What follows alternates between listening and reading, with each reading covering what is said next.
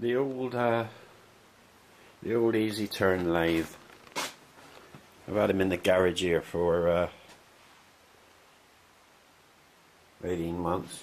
Not done a lot to it. It was had some damage. I got it cheap. Anyway, it was 3-phase in. That's well, it was Delta connection, so most of the stuff was unusable. It had a Fagor control unit, which well, it actually connected up and did a self-check successfully. But the problem is I haven't got no wiring diagrams, no workshop manuals on it, only a user's manual. So at the back of my mind all the time I thought, well, if I spend money on getting this thing up and running, plug all this lot in, only to find it doesn't work, I'm stuck because I got no way of fault detection. All I need is one wire off somewhere. It doesn't work, that's the end of that. There was other shortcomings. This was the IMO Jaguar VFD with a 3-phase in. It won't even run on a single phase in because it will come up with a fault condition. Again, this is 440 not stars Delta connection, so problems. The other thing, if I use a light to, this is the that's the 3-phase suds pump. Little tiny, fine, he works fine, but again it's 3-phase, so I needed a VFD to drive that one as well.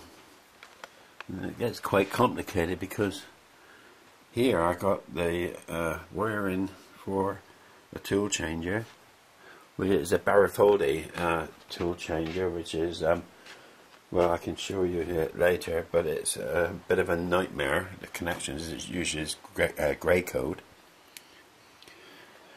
Then you got the X and Y, or sorry, in the lathe it's Y and Z. Servo motors, or AC servo motors with feedback. The hell am I gonna manage to wire these up is a pure guess. But that's what I hope to do. If all, again, as you can see, these ifs and buts piling up here. I've got a central lubrication system running on. That's the pipe, one of the pipes there.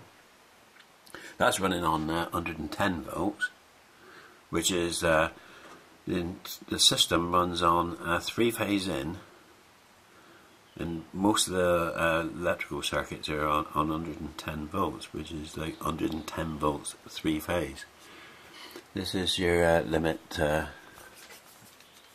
trips, micro switch trips, one end, and that's a stop there for the micro switch. There's going to be one in here somewhere. Okay. Yeah, got him. But the unit on the top was a control unit. I've already unbolted that because I was up until a few days ago I was going to continue building on that, but I've decided the sensible thing to do is totally scrap that and go to Mach 3. Right or wrong decision.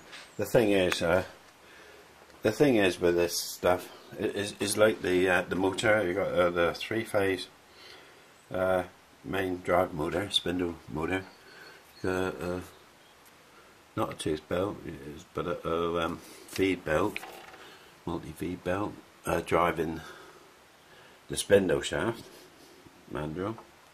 You've got a tooth belt coming off there, driving a rotary encoder here. I mean, this is really, it's a shame to rip this out and replace it with a just a 1 pulse per rev. But that's what you know. The hardware of old is been replaced with software on the more modern machines. You don't need the complication of all this stuff unless you got a really top notch like machining center where you got stepper motor driving the spindle, and that's a different story altogether. Now we got the other servo motor here. Now this was the one that was damaged. Again, I've taken this out. This is direct drive onto the shaft with a no backlash coupling. I've rebuilt this one. It costs quite a bit because you've got a rotary encoder in the end. You've got your feedback winding here and the main servo motor here. They're AC servo motors. I think they run on about 110 volts. I've got the supply for each one, which I'll show you later, but it's away at the moment. And the whole shooting match is driven by the power comes into. You've got these 3-phase transformers hiding away in here. I mean, all that can come out. Switch mode power supplies rule these days, don't they? Oh, it's a sod to get out. So,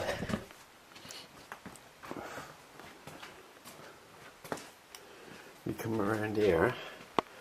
I started playing with this last year, not really knowing a lot of what I was going to. I've simplified the wiring in here quite a bit. We start off now. It's quite simple. We just got the contactor coming in on a single phase. I got a small IMO Jaguar Cub that is simply on-off driving the suds pump. Bullshit here. Relays simply because it was there, and fuses. So fuses there. So I'm using them simply because they were there. No other reason really. Now, the 3-phase used to come in up here into this main switch, on-off switch. I have used that. I don't know why I've bothered to use it, but I did connect it through there for the single phase. Basically, it comes over to the contactor, which I've added. Now that one, the 240 mains supplies a switch mode power supply, which supplies 12 volt to the machine lamp. That stays on in the event of emergency cutout. So I don't want to be left in darkness. The VFD is.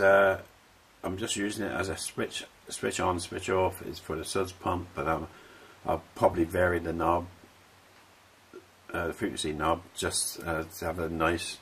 In fact, I might even bring that one out remotely to vary the amount of coolant that's being pumped. And 240 volts comes through. Switched here. We got breakers, fuses, and so on. Now, so far, not a lot going on there. I did wire up a few odds and sods. I replaced the IMO Jaguar. It is an IMO Jaguar. Single phase in, 3-phase variable out, 3 horsepower. You see, it's half the size of the original. That space here was where the servo drives and 110 volt supply. The 110 volt supply was 3-phase. It's come from the transformers in the front, so it's pretty smooth. Even the raw DC is pretty smooth. maybe that needs to be changed, or switch mode power supply. Not absolutely sure what that RS relay is doing there, but there is another major problem here, and this is the Barrafoldi tool changer. This is the logic to drive it. There's a rather old-fashioned micro. I mean, that is so old, it's unbelievable. Driving lots of logic here, which and all little tiny relays, utterly ridiculous. So how can I simplify that? This is the cable harness that's actually feeding this junk coming up here. I mean, I really need to rip all this out. You can see that any one mistake, one wire not connected, one critical wire not connected, won't work, and I won't know why. Hence, another reason to go over to Max 3, we'll set these things up. If we cannot get the servos to work, then it's just as simple.